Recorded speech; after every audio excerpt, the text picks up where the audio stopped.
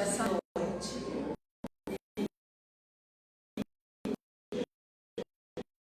E ela aproveita para falar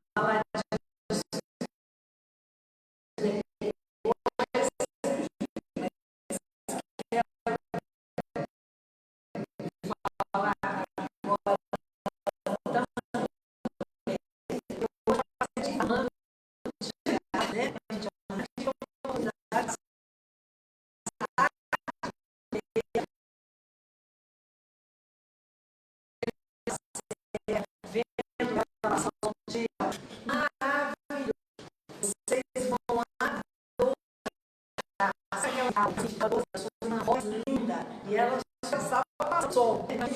Então não deixe de ir. Mas eu vou reforçar no final, tá? Quando todo mundo estiver chegado.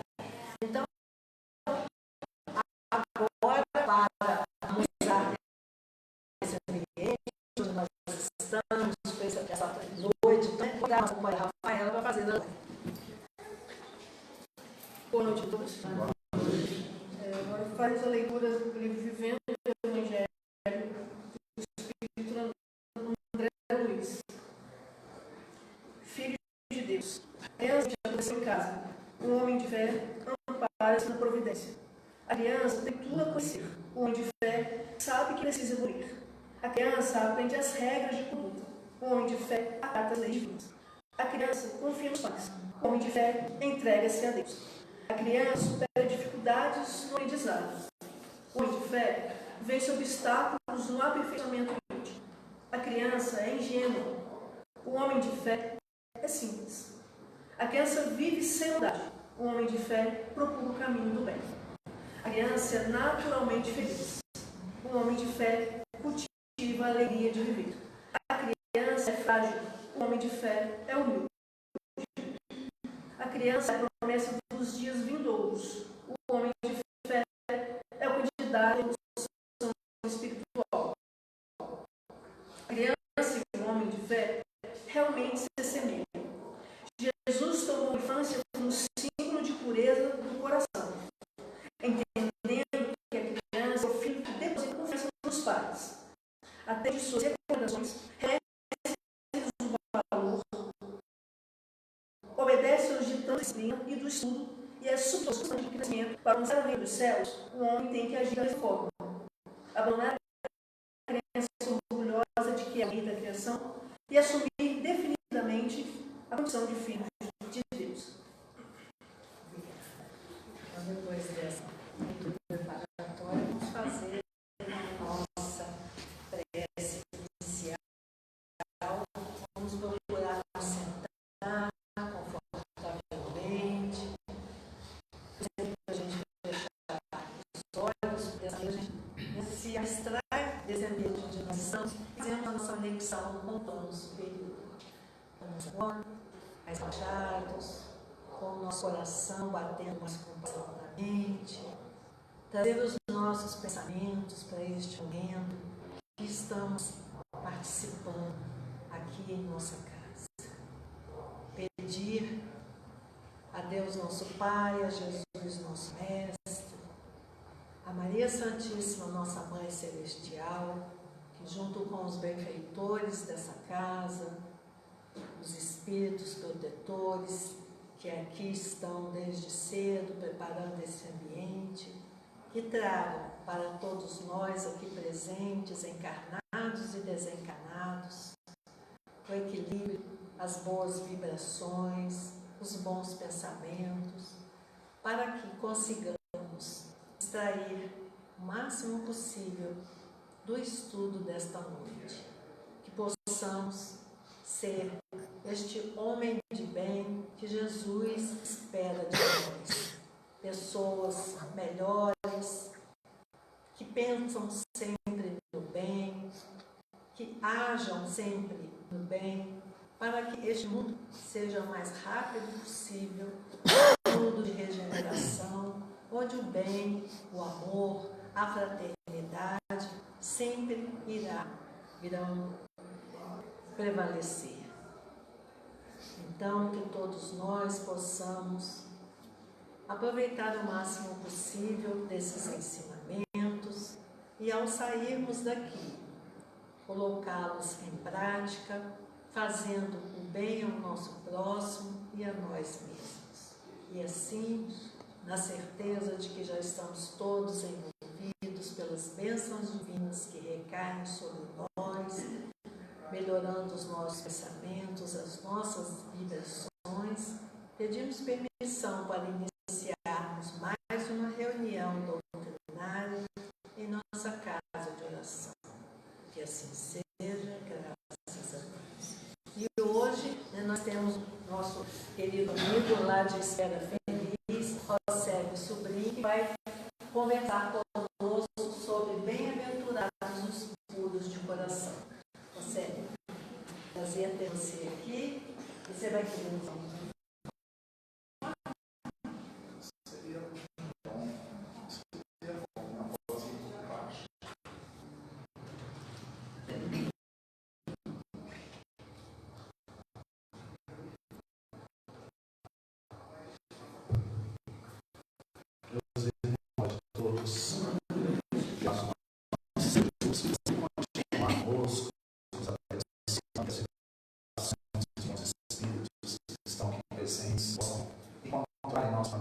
a virtude a receber essas bênçãos que a casa espírita sempre proporciona. A gente sabe que quando a gente adentra a casa espírita, nós já estamos recebendo paz. Desde o momento que a gente entra aqui, né? Já está sendo trazido para nós energias balsâmicas. E, de acordo com a abertura de cada um, a gente vai recebendo essas energias, sendo envolvidos por essa energia. Por isso que a gente sai daqui tão leve, devido além do estudo realizado, são as energias revigorantes, passam também. Então, gostaria de agradecer a direção da casa pelo convite. Sempre é um prazer enorme a gente estar aqui já há muitos anos, né? Lembro quando essa casa ainda não tinha feito toda essa reforma, que deixou esse pequenininho, né? Eu lembro daquele tempo, ele parece que ele era mais esticado. tinha um jardim lá. Vivenciei momentos aqui interessantes, né? Em presença do estado de presença durante o estudo. Então, sempre é muito bom retornar à casa aqui, através da Rafaela, pela leitura, né? A leitura tem muito a ver com o tema de hoje, e sem precisar, estamos aqui em pé. Meus irmãos, hoje a temática é bem-aventurados os puros de coração. Essa parte está no Evangelho, no chamado Sermão da Montanha. Né? O Sermão da Montanha, o Sermão do Monte, Bem-aventuranças, para mim, pessoalmente, é a parte mais linda da Bíblia toda. Parece que foi Mahatma Gandhi, se não me engano, que disse que se a gente conseguisse viver aquilo que está escrito no Sermão da Montanha, a gente não precisaria de ler mais nada na Bíblia. Porque é um tratado de evolução, de qualidade de vida, de um mundo regenerado, como a nossa irmã colocou. Então, nas bem-aventuranças, Jesus, vendo a multidão, subiu ao monte e, assentando-se, aproximaram-se dele e dos seus discípulos. E, abrindo a sua boca, os ensinava, dizendo: bem-aventurados os pobres de espírito, porque deles é o reino dos céus. Bem-aventurados os que choram, porque eles serão consolados. Bem-aventurados os mansos, porque eles herdarão a terra. Bem-aventurados os que têm fome e sede de justiça, porque serão fartos. Bem-aventurados os misericordiosos, porque eles alcançarão misericórdia. Bem-aventurados os puros de coração, porque eles verão a Deus. Então, nós passamos a chamar de Deus, bem-aventurados que sofrem perseguição por causa da justiça, porque eles é o reino dos céus. Bem-aventurados sois vós quando vos injuriarem, perseguirem, mentindo, disserem todo mal contra vós por minha causa. Porque é grande a vossa guarda, porque as ofertas que foram antes de vós. Isso aqui são princípios de vida, de fraternidade, da sobre alguns. Hoje, nós vamos fazer os puros de coração, porque eles verão a Deus. Só que quando a gente pensa puros de coração, porque eles verão a Deus, pergunta, é possível ver Deus? Alguém pode ver Deus? É uma pergunta retórica, apenas para a gente poder refletir dentro da ótica espírita. Porque Deus, ele é interpretado de várias maneiras diferentes. Por que parece, ainda tem religiões hoje que acreditam que Deus é um senhor com a barba grande, sentado no trono, cabelos grisalhos, julgando as nações. Aquele senhor parecido como estava na Capela Sistina, um senhor idoso. É a visão antropomórfica de Deus, da Idade Média, e que tem muitas pessoas que ainda conservam essa visão. E o pior, com essa visão, ainda conserva a visão de um Deus carrasco, de um Deus que julga, que pune, que leva sofrimento. A ótica espírita é uma proposta de desenvolvimento desse tipo de consciência em relação a Deus. Mas a gente vai ver primeiro que está no Antigo e no Novo Testamento algumas questões sobre Deus interessantes. Lá em Êxodo, que é um dos primeiros livros do Antigo Testamento, do Pentateuco Mosaico, Deus ele fala com Moisés. Lembrando que a linguagem bíblica, quanto mais a gente vai recuando para o Antigo Testamento, mais ela vai ficando alegórica. Mais a gente tem que extrair o espírito da letra e não ficar na interpretação literal, porque a linguagem vai ficando mais figurada. Então, quem está falando com Moisés aqui? A gente não sabe, não pode ser os espíritos superiores que estavam falando com ele. Mas era uma voz que estava conversando com Moisés. O eu profundo dele, ele também. Vamos entrar nessa questão. Deus estava falando com Moisés. Vamos entender assim. A fonte da vida estava falando com ele. Mas você faz, Deus com Moisés. Pode ver e morre. Ninguém pode ver Deus. Ninguém pode se alguém ver Deus, não vai continuar vivo. E vão retornar para entender o que ele está querendo dizer com isso. Não pode não. E o Novo Testamento, no Evangelho de João, capítulo 1, versículo 18, João fala assim: nenhum homem jamais viu a Deus.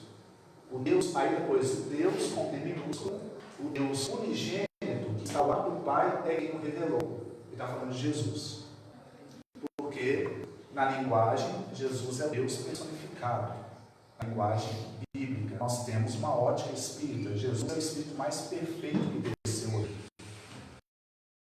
Como está escrito a questão 625, quando Kardec pergunta dos espíritos, qual é o tipo mais perfeito que Deus ofereceu ao homem para ele servir de guia e modelo? Os espíritos respondem: Jesus. Então, Jesus é o nosso modelo, é o nosso guia, porque ele já era um espírito perfeito para a evolução do planeta Terra. Então, o que saía dele era Jesus. Então, ele é como se fosse o ministro de Deus aqui. Bom, então, João fala que ninguém viu Deus e que Jesus o revelou para nós. Então, até agora, a gente percebe nesses dois trechos que ninguém viu Deus, ninguém é capaz de ver Deus e continuar vivo. Porém, nas bem-aventuranças, Jesus fala: bem-aventurados puros de coração, e agora é Jesus falando, porque eles verão a Deus. E aí é importante entender esse verbo ver Deus. O que é ver Deus? O que é enxergar Deus? É muito importante esse tipo de interpretação. E aí, para isso, a gente tem que entender um pouco o que é Deus. Dá para poder entender completamente o que é Deus? Não, porque a nossa mente ela é ainda limitada.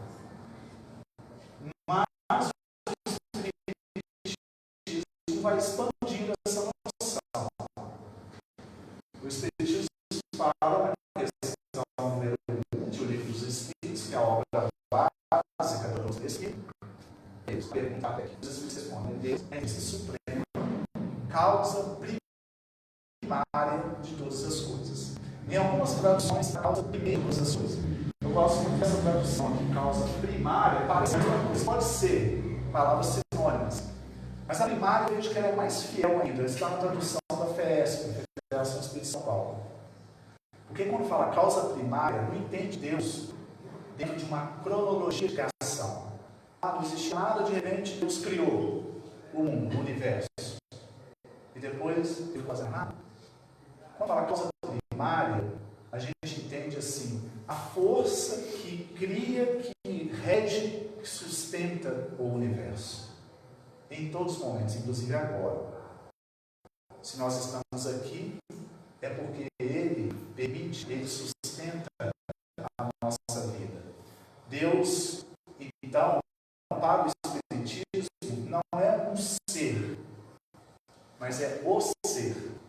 Não é um ser fora de nós. Não é um ser que é isolado dos seus filhos. Allan Kardec, no livro Gênesis, que é o quinto livro da codificação kardeciana, ele fala que uma imagem boa para a gente se aproximar de Deus seria entender como uma inteligência, uma energia inteligente que está em tudo. Está dentro das árvores, dentro dos animais, está no ar que a gente respira e principalmente está dentro de nós. Ou seja, Deus está aqui agora. Ele sustenta a coesão dos átomos, dos elétrons em torno dos átomos, para formar os minerais. Ele gera a conexão das plantas na reprodução que elas fazem, nos animais, nos seres humanos, ele é dentro do amor. Deus, essa energia que a gente percebe que a natureza tem, essa inteligência interna que a gente percebe que a natureza tem. Tudo na natureza tem, já perceberam? Eu, quando era menino, não gostava muito de brincar com isso e a vida. Ficava horas ali, sozinho, né? A criança tem essa capacidade, né? A gente perde um pouco essa pureza de coração de chegar tanto Deus. O que acontece? Eu sei que como que as abelhas são inteligentes. Quando elas vão num local de colmeia, a primeira coisa que elas fazem é levar todas as bilhetinhas com cera que elas mesmas fabricam. E depois uma fica ali na porta vigiando a entrada, não deixar ninguém entrar, que não seja a abelha daquela colmeia. E depois elas vão, acham as flores, colhem o pólen e produzem mel. Quem ensinou as abelhas a produzir mel? Quem ensinou as abelhas a produzir a cera? Quem ensinou as abelhas que elas, quem falou para elas que aquele pólen serve para elas produzirem o mel? Ela não fez curso de produção, ela não fez nenhuma graduação. Como é que as abelhas sabem? Há instinto. Sim, instinto. O que é o instinto? Não é uma inteligência natural incutida dentro deles? As aves migratórias, por exemplo, elas sabem para onde elas têm que ir quando chega na época da reprodução, quando começa a se esfriar, e viajam milhares de quilômetros voando. Elas não têm GPS. Como é que elas sabem essa direção? Então, se a gente olhar a natureza, o João de Barro, acho que todos aqui conhecem o João de Barro, ele constrói a casa de uma forma primorosa e deixa o espécie de um quartinho ali para a esposa, né, dele, é o filhotinho. E tem uns passarinhos que constroem outras casas até mais complexas ainda. Eles não fizeram um curso de engenharia para saber construir ali. Então, se a gente observar os animais, os vegetais, a gente vai perceber que tudo na natureza é funcional e é inteligente. O nosso corpo possui aqui um exército de glóbulos brancos que estão nos protegendo agora de vírus e bactérias, trabalhando para nós. Existe uma inteligência interna dentro de nós.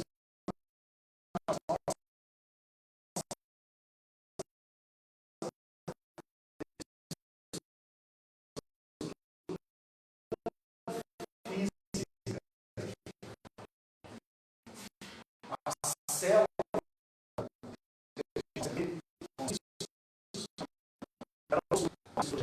a obra, a gente percebe, não é criar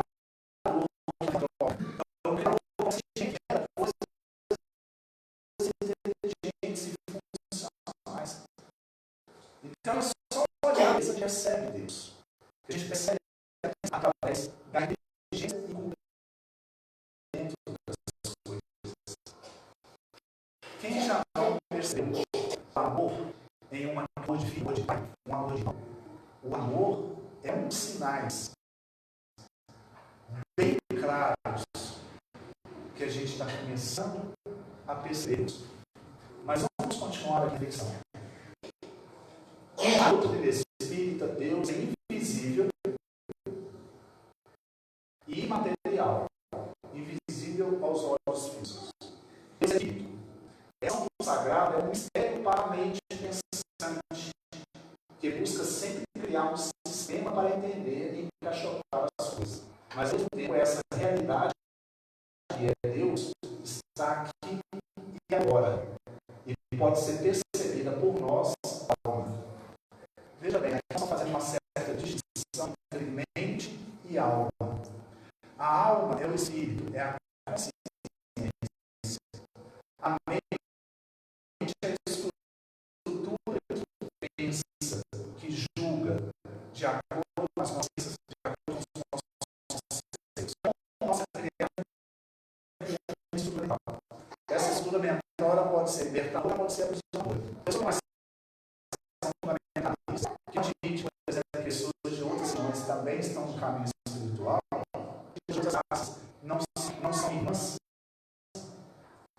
Não admite pessoas de outros gêneros também não são irmãos.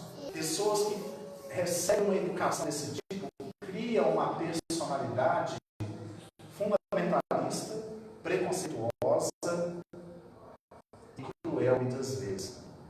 E muitas vezes essa personalidade cruel só usa justificativas na sua própria religião para poder maltratar as outras pessoas, para poder machucar as outras pessoas. Não, porque isso está escrito na Bíblia. Eu já vi gente usando o trecho da Bíblia para ferir as pessoas. Essa não ainda sentiu e percebeu Deus. Ela está simplesmente julgando baseado no pensamento que ela incutiu ou que os outros incutiram nela. Isso é mental. Isso ainda não é espiritual. Isso não é consciencial. Falar de Deus é uma coisa, experimentar Deus é outra coisa. É igual mel. Mel, a gente está falando de mel, né?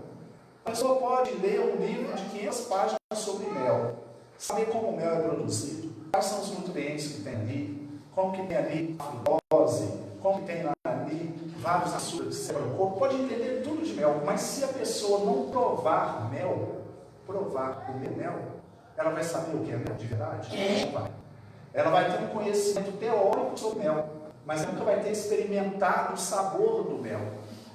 Tem muitas pessoas no mundo falando sobre Deus, falando sobre Jesus, sem ter experimentado a energia dele, a energia do Cristo, na própria alma. Decoram frases da Bíblia, do Alcorão, da Torá, seja qual religião for, prontas, mas ainda não sente aqui. Coloca na camisa Deus, Jesus. Isso é bom, não tem como ser bom falar de Jesus, é bom falar de Deus, cria uma conexão também, mas o importante é a conexão. Não é simplesmente a gente falar sobre ou entender mentalmente sobre. Os livros que são maravilhosos, eu sou apaixonado por livro, mas os livros são apenas placas que apontam o caminho. Para a gente poder perceber a verdade, a gente tem que caminhar. Não ficar idolatrando a placa, não ficar idolatrando a letra, mas extrair o espírito da letra que está nos textos sagrados. Então Deus é uma experiência. Os meus alunos me perguntaram sobre isso hoje. Falaram, professor, como é que é a sua religião lá? Eles são curiosos, né? Tinha um que é muito católico, o outro era muito evangélico. Como é que você acha que é Deus? Eu falei, para mim Deus é uma experiência que você tem com essa força maior. É uma conexão, como nossa irmã colocou aqui. E isso não depende, às vezes, de muita teoria. O conhecimento intelectual é importante, o espiritismo nos leva a conhecer intelectualmente, mas tem a outra asa da moral, que é a só praticando. Não tem como ficar voar com uma asa só no conhecimento. Tem que desenvolver o amor no coração, a gentileza, a compaixão, para que sim nós possamos nos aproximar. Bom, quem são os verdadeiros puros de coração? Na linguagem de Jesus, porque eles verão a Deus, eles veem Deus. Para termos a pureza de coração, é necessário a gente entender o que é isso. E tem a ver um pouco com o que foi lido aqui. Olha essa passagem, meus irmãos, que está em Lucas, no capítulo 18, versículo 9 a 14. A alguns que confiavam em sua própria justiça e desprezavam os outros, Jesus contou essa parábola. Ele contou porque ele estava vendo de um pessoal ali, os fariseus principalmente, né? Aqueles judeus, né? Muito presos aos rituais, às formas, mas sem perceber a essência. Né? E aí Jesus contou essa parábola para ele. 2 homens subiram ao templo para orar. Um era fariseu e o outro publicano. O fariseu em pé orava no íntimo dele.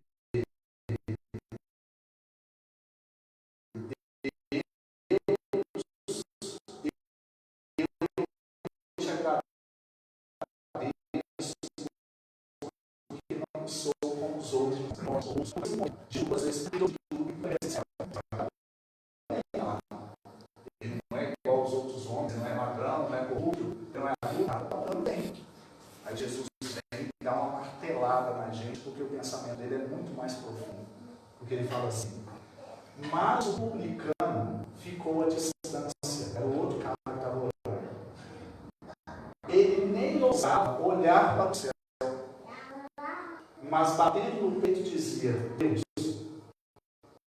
tem misericórdia de mim, que sou pecador. E aí, olha o que Jesus: eu lhes digo que este homem, esse último aqui, e não o outro, está diante de Deus. Pois quem se exalta será humilhado, e quem se será exaltado. Meus irmãos, isso é de um poder tão grande. Jesus é o Espírito mais perfeito, porque a proposta dele é uma proposta que a gente não vê em outros grandes líderes, em outros grandes mestres que também passaram aqui. A gente vê sim muita coisa boa. O budismo, a gente vê a paixão ali, né? Eu gosto muito de estudar o budismo também, o hinduísmo, o islamismo, o Maomé, Sócrates, Platão, várias grandes almas passaram por aqui e trouxeram ensinamentos grandiosos. Mas Jesus, ele trouxe um ensinamento muito forte. A essência do Evangelho é o amor, a caridade e a humildade. Teve alguns líderes que fundaram religiões que eles pregavam a guerra. Não, vai para a guerra, vai lutar, vai matar. Em nome de Deus, Jesus ele preferiu ser morto do que levantar a mão para alguém. Então a proposta de Jesus ela é revolucionária porque ela é revolucionária no amor, na fraternidade. O que vai curar o nosso mundo não vai ser o ódio. Não tem como se apagar o fogo com fogo. Lá os Estados Unidos estão tentando apagar o fogo com fogo. O que está dando lá? O Irã não volta atrás. Está ali numa situação difícil, prejudicando o mundo todo. A guerra da Ucrânia e da Rússia também. Tem guerras na África também. O mundo está passando por transição, que é típico desse momento de transição. Vai passar. Isso vai passar. Isso serve para abrir os olhos da população. Só o amor, só o perdão, só a fraternidade pode nos trazer uma qualidade de vida entre os povos e também nas nossas relações. E Jesus ele focou nisso. Por isso que ele é revolucionário. Mesmo assim, depois de 2000 anos, nós ainda fizemos guerras, irmão. Na Idade Média, a igreja ia para a guerra.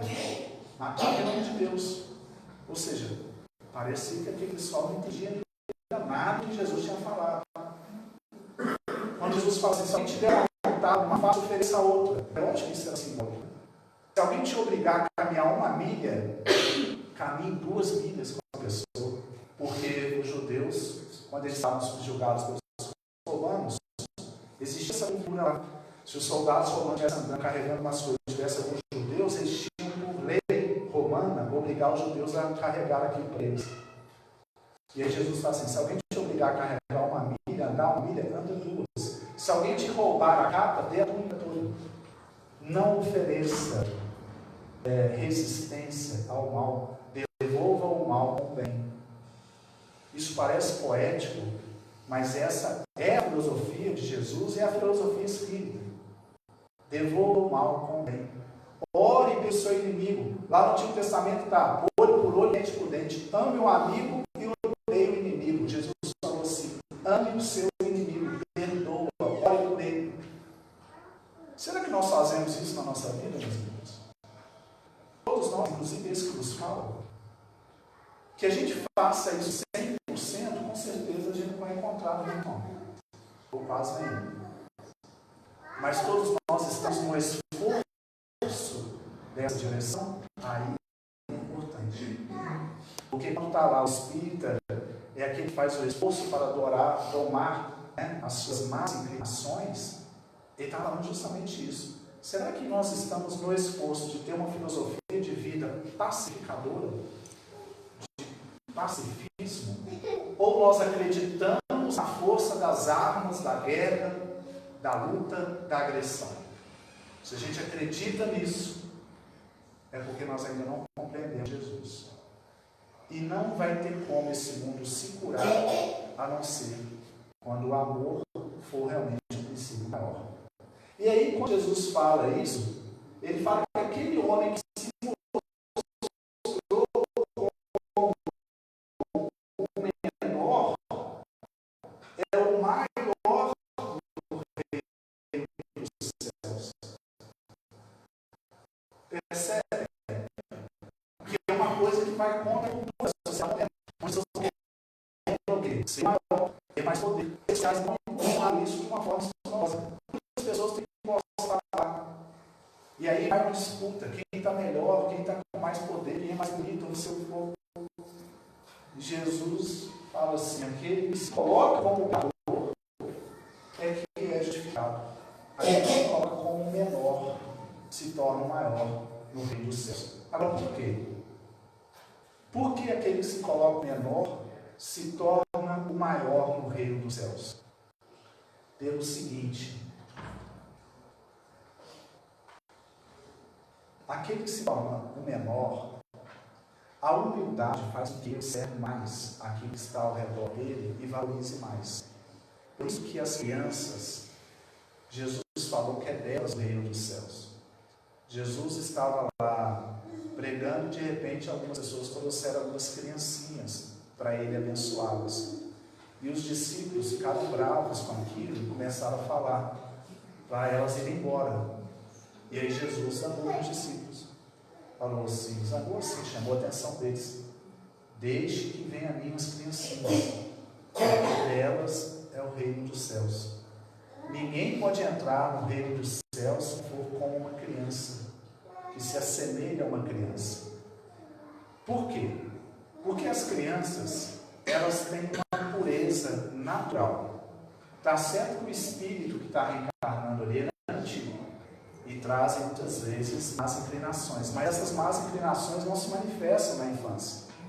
Geralmente elas se manifestam na adolescência, que é quando a reencarnação está se completando. E tem pessoas que acham que a reencarnação acabou no momento que a criança nasceu. Não. A reencarnação se completa a primeira fase até os 7 anos de idade, segunda fase até os 14 anos, onde desenvolve o corpo emocional, e a terceira fase aos 21 anos de idade, em média, né? Que é quando o corpo mental se formou, é o corpo da razão. Então a reencarnação, nós estamos reencarnados completamente, 21 anos de idade é a média. Mas aos 14 anos, na adolescência, o espírito começa já a tomar mais posse do seu aparelho orgânico. E aí começa a demonstrar mais a herança a bagagem que ele traz de outras vidas. E aí o que acontece? Ele vai confrontar essa bagagem das tendências de outras vidas com a educação que ele recebeu no lar. Então, se ele for um espírito revoltado, com muito karma, né? Karma não é a palavra espírita, mas cabe aqui, com muita dívida consciencial, devido à lei de ação e reação de outras reencarnações, de repente, quando isso começar a se manifestar na adolescência, essa força da alma interna que ele está fazendo, vai entrar em confronto com a educação que ele recebeu, amorosa dos pais. E ali ele vai conjugar as duas coisas. Por isso que o que a criança ouve ver aos 7 anos de idade, principalmente, é muito importante. A experiência que ela tem de relacionamento, que fica muito gravado na personalidade dela. É por isso que nós esquecemos das vidas passadas, para a gente ficar aberto à educação que a gente recebeu. Então, as crianças, fisicamente falando, é o ciclo da pureza. Apesar de ter muitas vezes uma obra antiga ali, a criança é o ciclo da pureza, porque ela não está lembrando de nada. Está igual uma folha em branco.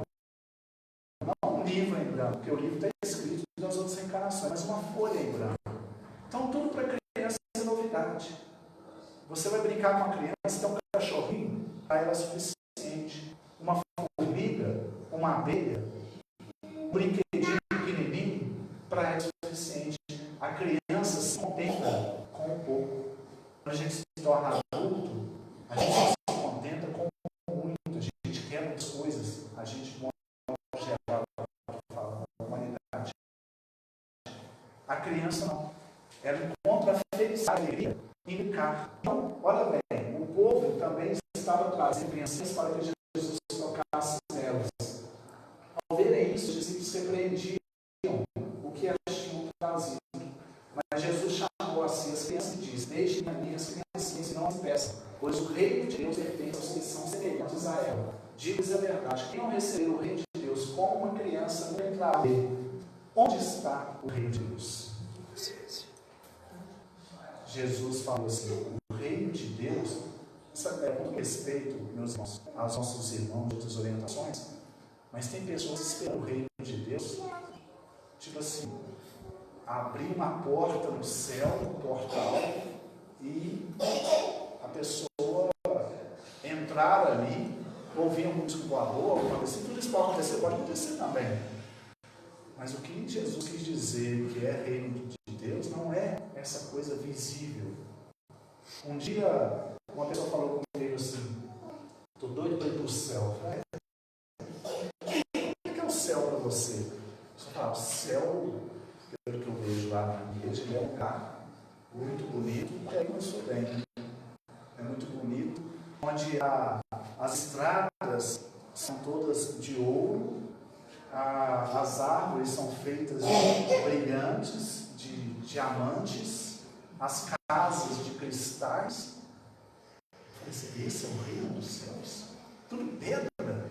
Por mais que o diamante seja bonito, que é bonito, cristal, mas é tudo pedra preciosa, não tem um passarinho, não tem terra para pisar ali. Tipo assim, lógico que eu não falei em respeito à pessoa, mas ela estava colocando aquele monte de diamantes no reino dos céus dela, porque ela gostava muito disso, de joia, riqueza. Então o reino dos céus mentalmente é de acordo com o estado mental de cada um. Para uns o reino do céu vai ser muito dinheiro, muito poder. Os muçulmanos, o reino dos céus tem, não sei se é 100 mulheres, um harém para cada homem. É verdade, a cultura. Mas e o reino de Deus, o reino dos céus, para nós que seguimos Jesus? Que é o verdadeiro. Jesus falou lá no Evangelho: o reino dos céus não virá em forma invisível. Ninguém dirá que o reino dos céus está aqui ou está ali, porque o reino dos céus está dentro de vós. Jesus falou que o reino dos céus está dentro de nós. É um estado de consciência, é um estado de paz que nós entramos aqui na terra já. A gente não precisa esperar desencarnar, não. O reino dos céus é quando a gente encontra alegria nas coisas mais simples da vida. Madre Teresa de Calcutá dizia: a gente não tem que ficar preocupado em fazer grandes coisas, a gente tem que se preocupar em fazer as pequenas coisas de forma grandiosa. Você quer ver um reino dos céus para uma mãe? É quando uma criança que estava febril a noite toda, e ela do lado da cama ali, preocupada, de repente, ao amanhecer, ela vê que a criança dela melhorou, está bem, sem febre, está com saúde. Esse é o reino dos céus. A alegria dela vai ser tanta. Uns meses atrás eu passei por uma virose, um negócio assim, que até hoje eu não entendi o que é aquilo. Eu acho que foi dengue, mas o único exame que eu não fiz foi dengue. Os outros eu fiz e não era, mas eu passei por maus tratos. Achei que eu ia desencarnar. Eu falo isso com a minha filha, é briga comigo. Mas fiquei bem mal mesmo, né? E o corpo todo doía, uma dor estranha, da cabeça até os pés, doía até na pele também. As plaquetas caíram muito. E por isso que eu acho que é dengue, porque isso é um reflexo da dengue, né? Mas foi muito forte. Eu fui parar no socorro. Cheguei lá, até comecei a conversar com os irmãos, lá, começando a falar de espiritismo, é uma maravilha isso, né? Então a gente está na dor, a espiritualidade fica mais latente ainda em todos, né? Voltaire é um filósofo do século XIX, ele dizia que gosta de entrar numa casa em luto, ele prefere uma casa em luto do que uma casa em festa. Porque numa casa em festa, todo mundo gritando, pulando e tal, as pessoas não estão reflexivas. Numa casa em luta, as pessoas estão mais reflexivas, estão mais sóbrias, mais pensativas no sentido da vida. E a dor faz isso com a gente. Quando você está no pronto-socorro lá, está todo mundo ali sofrendo. Mas é uma grande oportunidade para poder nos conectar a Deus, né? Que é o que nos dá força. Mas aí passei, depois voltei para casa, mas durou muitas semanas isso. Um requisito, como fosse uma sequela, o corpo doía, né? Graças a Deus agora estou bem, fiz os exames, já está tudo ok, mas eu passei por um mau bocado. Mas aí, teve um dia que eu estava com o corpo todo doendo, aí eu deitei no sofá, e quando o dia amanhecia nublado, eu senti um frio, muito frio, e aí teve um dia que amanheceu aquele sol lindo. Gente, eu olhei aquele sol e falei assim, gente, isso aqui é o paraíso, o sol pegando em mim e me aquecendo. Aí depois do almoço eu deitei no sofá um pouco, tirei um cochilozinho, o corpo estava todo doendo. A hora que eu acordei, não estava doendo mais o corpo, e o sol estava pegando em mim, e eu estava vendo, na frente da minha casa está uma montanha enorme, você vai ver, está uma montanha que abençoa a nossa cidade lá. Aqui tem muitas montanhas bonitas também. E a minha casa é de frente para essa montanha. E eu fiquei olhando aquela montanha, o céu azul. Gente, que alegria de eu estar bem, não sentindo nada, podendo ver aquela montanha, aquele céu. E eu moro ali há 40 anos. Mas aquele momento, aquela visão foi diferente, porque o meu estado estava diferente. O que eu estou querendo dizer é que às vezes a gente tem que passar pela dor para valorizar a saúde. Às vezes a gente tem que passar pela solidão para valorizar a companhia. Às vezes a gente tem que passar pela tristeza para valorizar a alegria. Às vezes a gente tem que passar por coisas difíceis, os Espíritos falam isso, para a gente valorizar aquilo que é natural da nossa vida, que está a todo momento, mas a gente não valoriza, porque a nossa mente está tão tumultuada com os pensamentos, com as preocupações, e a gente não é grato por aquilo que a gente já tem, por estar respirando, por estar vivo, por ter um amigo, uma amizade, por poder ter comida no prato, por poder ter um lugar para dormir, por poder estar consciente. Então o reino dos céus é aquele que vive como uma criança nesse sentido, não no sentido da ingenuidade, mas é no sentido de perceber o milagre da vida a cada instante. E sabe o que impede da gente ver o reino dos céus? É justamente o nosso ego. Não o ego na psicanálise, que tem uma conotação um pouco diferente, mas o ego no sentido dessa estrutura mental que julga o tempo todo, que deseja um monte de coisa, que acha que nunca está satisfeito com nada.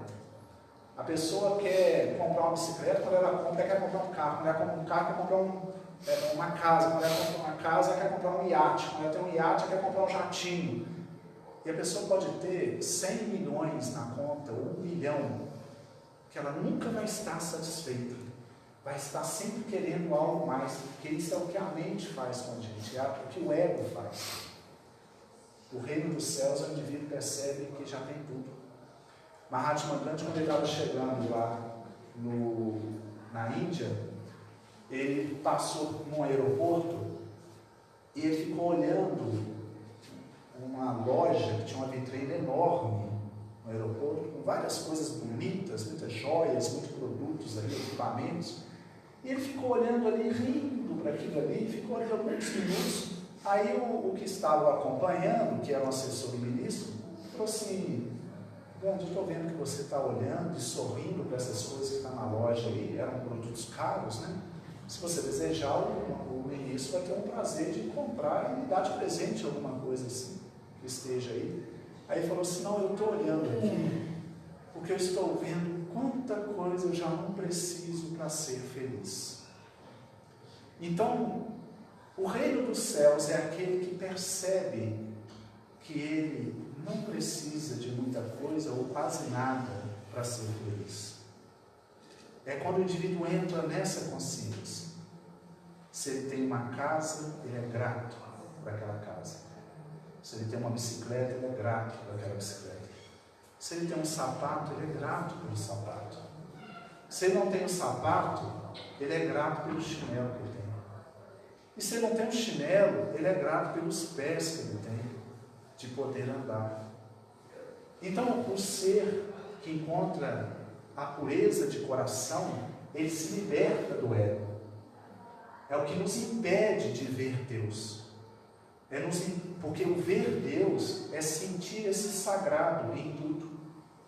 Tudo tem deidade, tudo tem algo sagrado. Basta a gente perceber, basta a gente estar presente. Às vezes nós estamos num lugar, a nossa mente está em outro. A gente está num lugar pensando aqui 1 hora o que a gente tem que fazer. Eu vou chegar em casa, eu vou comer alguma coisa, ou eu tenho que buscar alguém, ou daqui 1 dia o que eu tenho que fazer, ou daqui 1 mês, ou daqui 1 ano. Ou senão a gente fica pensando naquilo que aconteceu. A pessoa está no lugar, eu estou aqui agora, eu estou pensando naquilo que a pessoa me falou ontem, eu estou remoendo aquilo. Ou aquilo que aconteceu 1 ano atrás, ou 10 anos atrás. E aí o indivíduo fica no futuro e no passado. E ele não traz a atenção dele para o milagre do presente. Presente chama presente porque é um presente de Deus. O agora, esse momento aqui, é o momento mais importante da nossa vida. Não é apenas o momento mais importante da nossa vida. O agora, esse momento aqui, é o único momento que temos na nossa vida. O passado já passou. Ele não é real mais. Ele era real quando ele era presente. Ele é um traço da memória. O futuro ainda não chegou. Também não existe. Futuro e passado não existe.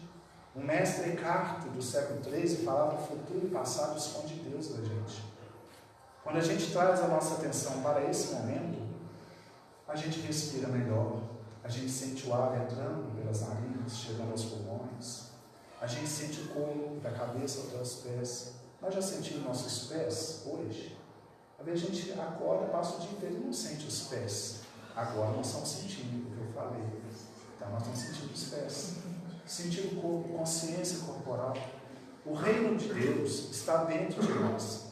Então basta a gente olhar para nós e sentir, sem esse pensamento tumultuado, acalmar, que a gente começa a sentir o reino de Deus. Aí, se a gente está numa consciência mais tranquila, num coração mais pacificado, como dizia Sócrates, se a gente está com a mente mais quieta, a gente percebe mais as pessoas.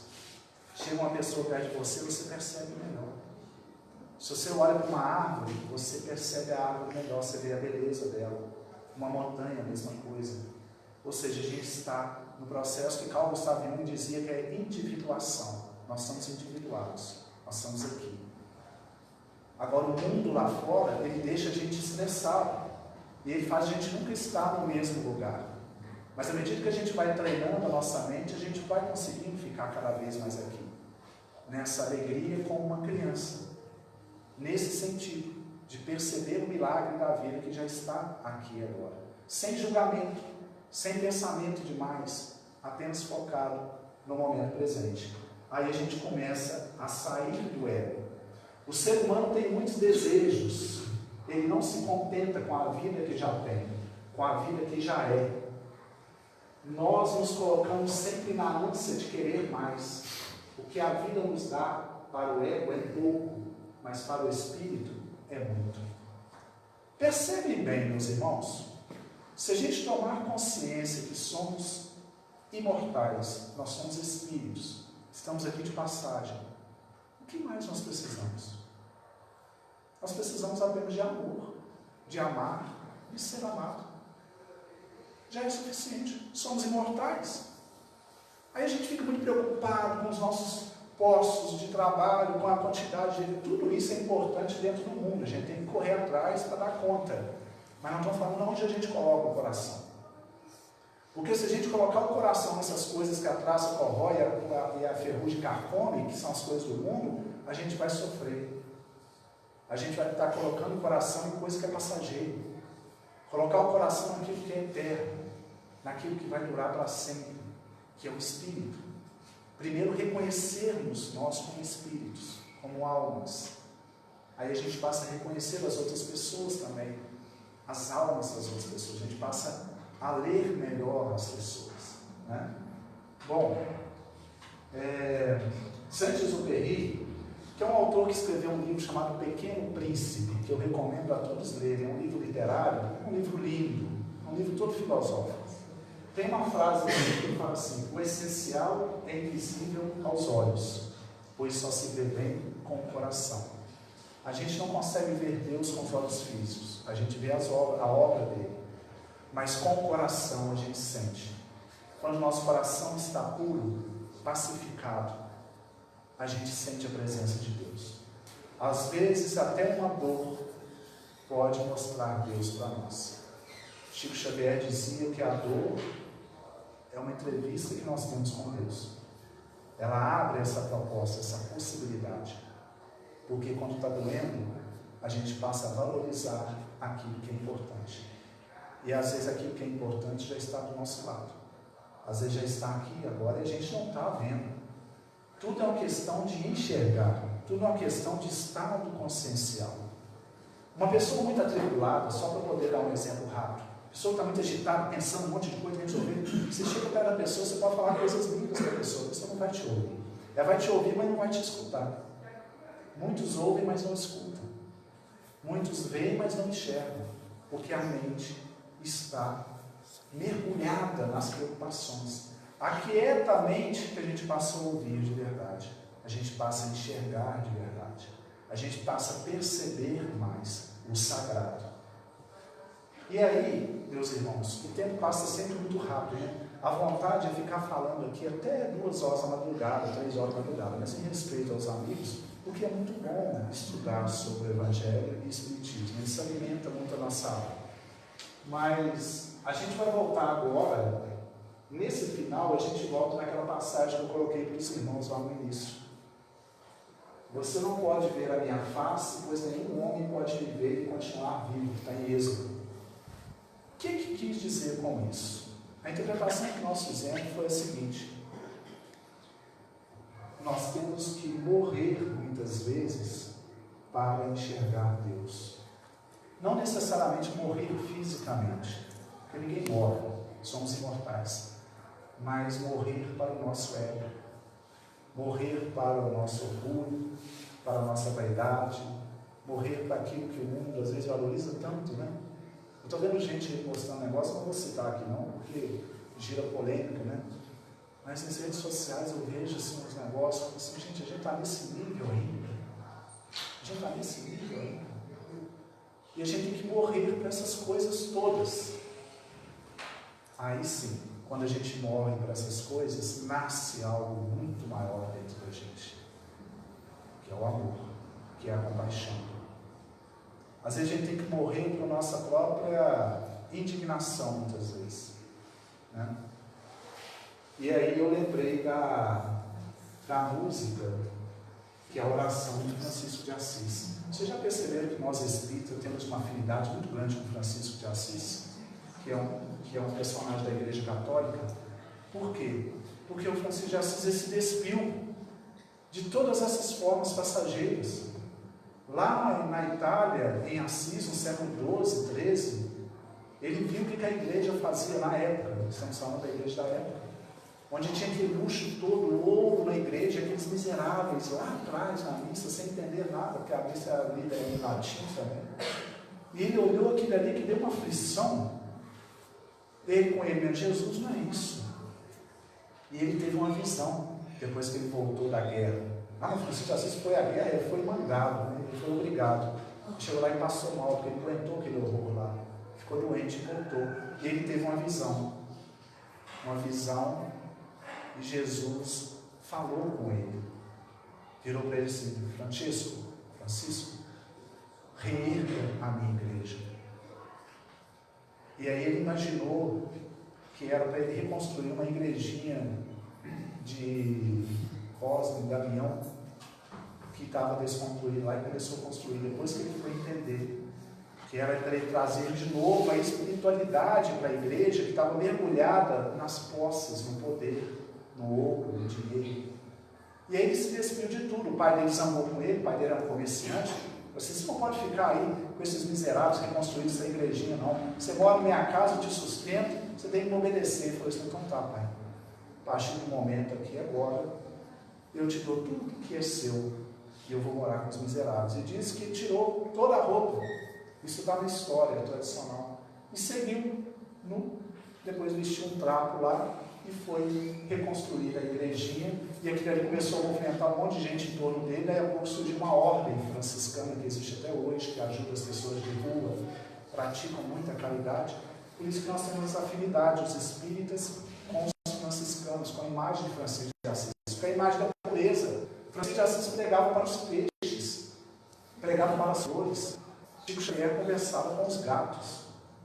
Então as pessoas espiritualizadas, mais puras de coração, elas começam a entrar nesse tipo de consciência. O gatinho é um irmão.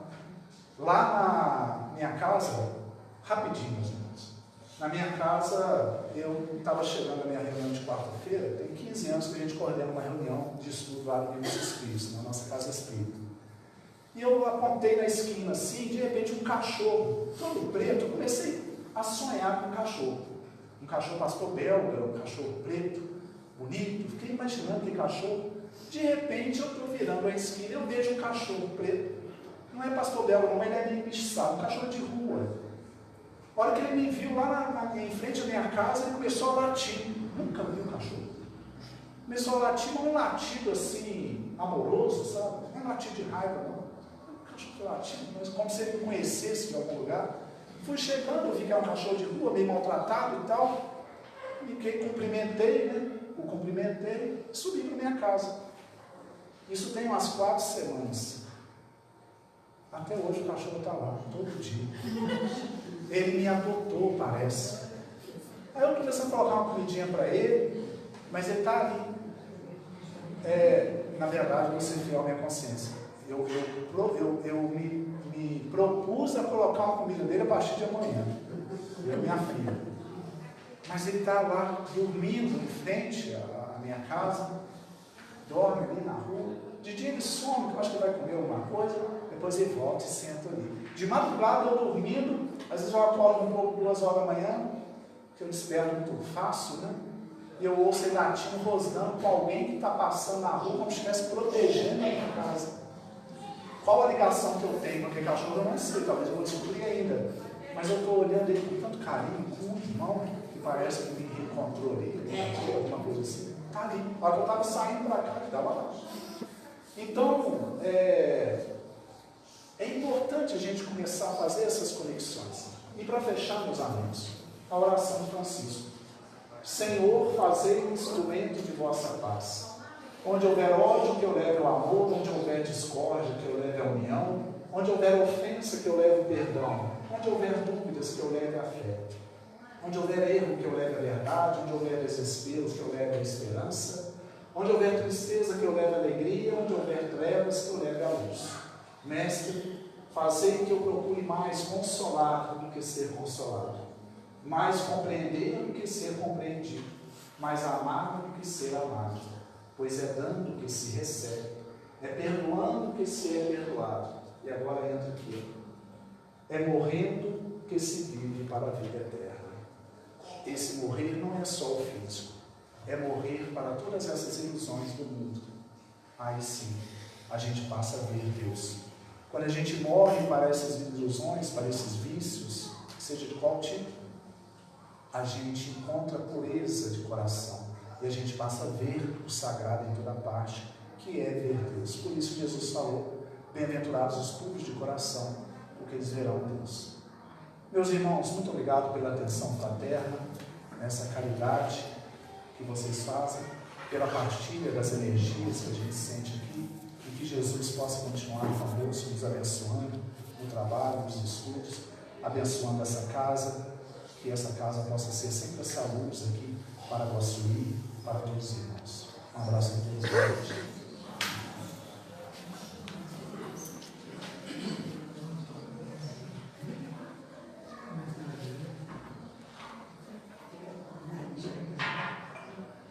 Queremos agradecer a José por esse estudo maravilhoso, né? E aí a gente pode extrair dessas palavras dele que nós somos feitos de amor e pelo amor, né? Temos esse amor todo dentro de nós, então que a gente não guarde ele aqui, que a gente espalhe esse amor por onde passar, né? A gente nos ame e ame também ao nosso próximo, enxergando com todas as suas imperfeições, que todos nós temos, mas também com todas as qualidades que ele, né, também tem. Então, que a gente veja no outro a pureza que Jesus vê em nós, né? Muito obrigada pelo seu estudo de hoje. Então, vamos agora fechar os nossos olhos e tornar a nos conectarmos com o plano superior espiritual. Vamos agradecer por esses momentos que aqui passamos, onde renovamos as nossas energias, onde abrimos o nosso coração, a nossa mente, para aprendermos um pouco mais sobre o Evangelho de Jesus, para entendermos o real propósito de estarmos aqui nessa encarnação, que é amar a Deus sobre todas as coisas e ao próximo como a si mesmo.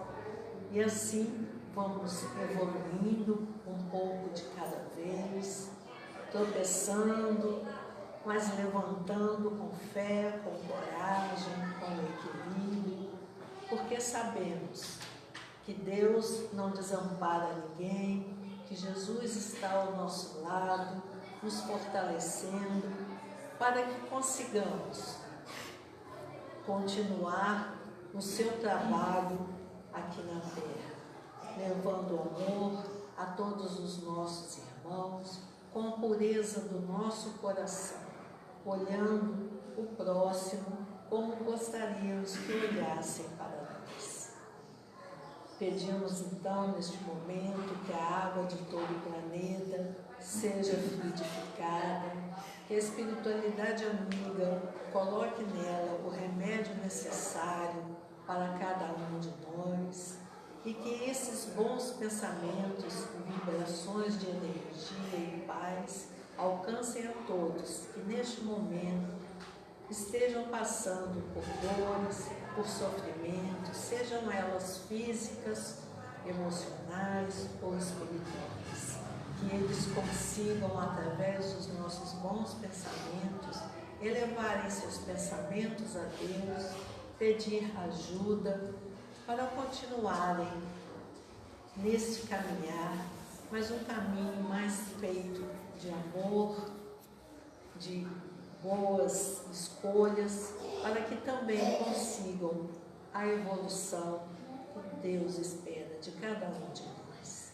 E assim, agradecidos, pedimos permissão para encerrarmos a primeira parte de nossa reunião doutrinária em nossa casa de oração. E assim seja, graças a Deus.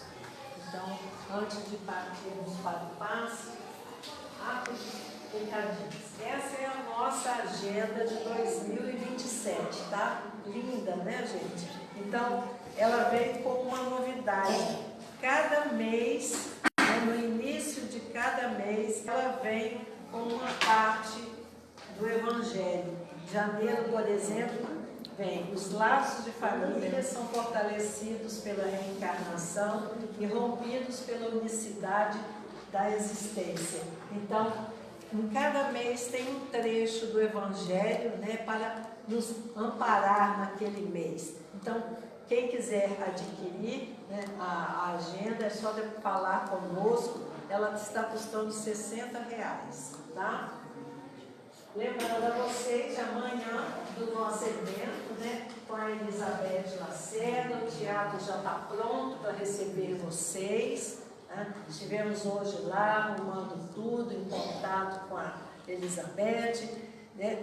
O tema que ela vai trabalhar é Bonita é a Vida, né? Uma palestra musical. Ela tem uma voz maravilhosa, gente. Ela passa para a gente uma tranquilidade, um amor. É muito bom o astral que ela passa para nós. Lembrando que a cantina hoje são salgados diversos, coxinha, né, que o Lucas adora, tá? E um doce, arroz doce, que a Maribel fez, tá? Então, passem lá na cantina, porque nós já alimentamos o nosso espírito, né? Agora está na hora de alimentar o nosso corpo.